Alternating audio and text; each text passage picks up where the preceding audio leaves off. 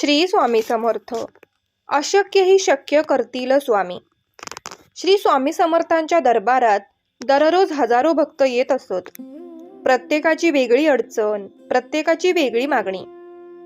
एके दिवशी एक गरीब शेतकरी स्वामींच्या दर्शनाला आला. त्याचे दोन्ही हात रिकामे होते.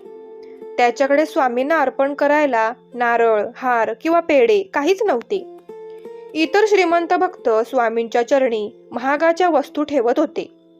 ते पाहून तो गरीब भक्त एका कोपऱ्यात उभा राहून अश्रू ढाळू लागला. त्याला वाटलं, माझ्याकडे तर स्वामींना द्यायला काहीच नाही. स्वामी माझ्याकडे का पाहतील? एवढ्यात स्वामी समर्थ उठले. त्यांनी श्रीमंत भक्तांनी आणलेल्या महागड्या वस्तू किंवा भल्या मोठ्या हारांकडे पाहिले सुद्धा नाही. स्वामी थेट चालत त्या गरीब भक्ताजवळ गेले.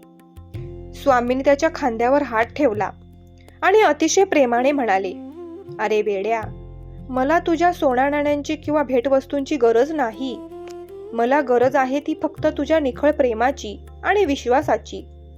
स्वामी पुढे म्हणाले, जगाला वाटेल की तू रिकामा आला आहेस, पण मला दिसतंय की तुझं हृदय माझ्या भक्तीने पूर्ण भरलेलं आहे.